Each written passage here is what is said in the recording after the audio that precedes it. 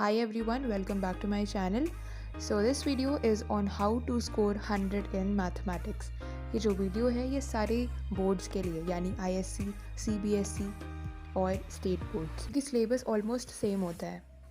Well, in this video, I'll be sharing my strategy which helped me to score 100 in mathematics. I'll also recommend a YouTube channel which is the best for mathematics, especially for class 12th. Tip number 1. You must make a formula notebook. एक formula notebook बहुत ही ज़्यादा important है. जब भी आप कोई chapter करना चाहते हो, जब भी आप कोई चैप्टर स्टार्ट करते हो, उससे पहले आप एक फॉर्मूला नोटबुक में उसके फॉर्मूलाज नोट डाउन कर लो.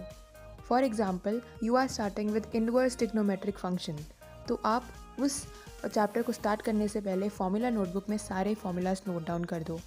इवन जो 11th क्लास के formulas that will be used in class 12 उनको भी नोट डाउन कर लो.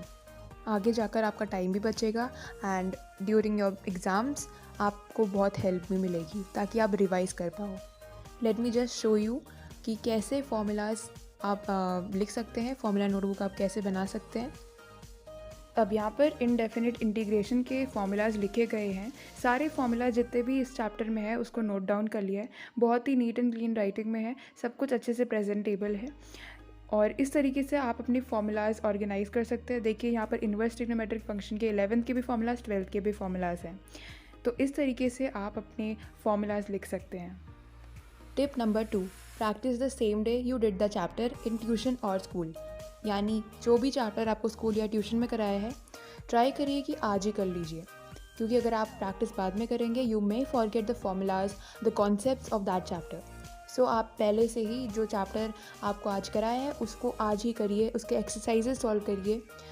Try to cover as many topics you can और एडवांस रहिए. ऐसे नहीं कि टीचर तब कराएगा तभी करूँगा या करूँगी, आप पहले से ही उस टॉपिक को कर लीजिए. अब जो क्वेश्चन है कि बेस्ट चैनल कौन सा होगा मैथमेटिक्स के लिए, तो मैं रिकमेंड करूँगी नेहा अग्रवाल मैम की मैथमेटिकली इंक्लाइंड. उनका यूट्यूब चैनल है, तो मैंने भी उसी जितने भी ट्रिक्स हैं और कैसे हमें क्वेश्चंस को टैकल करना है मैथमेटिक्स के डिफरेंट चैप्टर्स के, चाहे मैक्सिमा मिनिमा हो, इंटीग्रेशन हो, सब कुछ उसमें कवर है.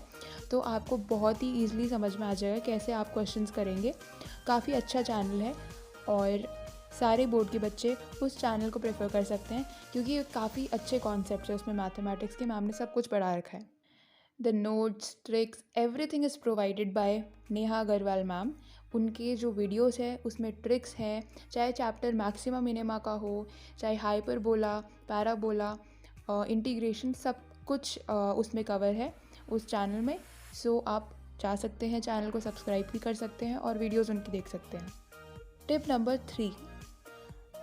Avoid buying reference books. कई सारे बच्चे होते हैं जो काफ़ी सारी बुक्स ख़रीद लेते हैं जो कि रेफरेंस बुक्स होती हैं, एक तरीके से गाइड, और वो उतनी पढ़ भी नहीं पाते हैं. It is better to stick only to one book. हाँ, अगर आप कॉम्पिटिशन्स की तैयारी कर रहे हैं तो आप अरिहंत की बुक ले सकते हैं, बट आप इतनी ही 1 या 2, उससे ज़्यादा बुक्स मत खरीदिए. आप खुद कन्फ्यूज़ हो जाएंगे, आप सॉल्व भी नहीं कर पाएंगे. एंड येस, 10 ईयर्स तो बहुत ही ज़्यादा इंपॉर्टेंट है. गुरुकुल की जो 10 ईयर्स है ISC बोर्ड के लिए मैं बता रही हूँ, वो बहुत ही हेल्पफुल है. और CBSE की भी जो 10 ईयर्स है आप उसको परचेज़ कर सकते हैं क्योंकि 10 ईयर्स रिपीट होता रहता है, इसलिए आपको वहाँ से भी क्वेश्चंस प्रैक्टिस करने हैं.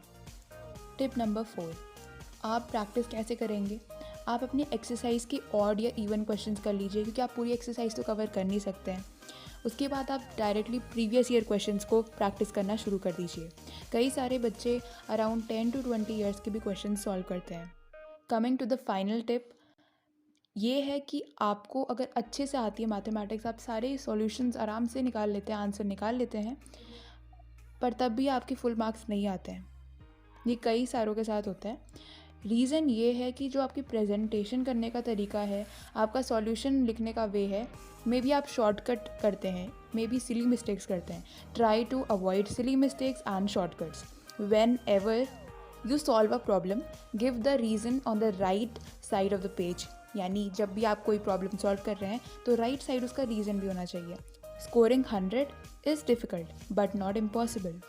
सो एट लास्ट मैं यही कहना चाहूँगी कि maths is all about practice. जितना प्रैक्टिस करोगे आप उतने अच्छे हो जाओगे. You will excel in this subject. कई बच्चे होते हैं जिनको मैथमेटिक्स बिल्कुल पसंद नहीं होता है, बट अगर वो भी रेगुलरली प्रैक्टिस करेंगे तो वो भी बहुत अच्छा स्कोर कर सकते हैं. Thank you for watching. Make sure to subscribe my channel क्योंकि ऐसे ही वीडियोज़ आते रहेंगे।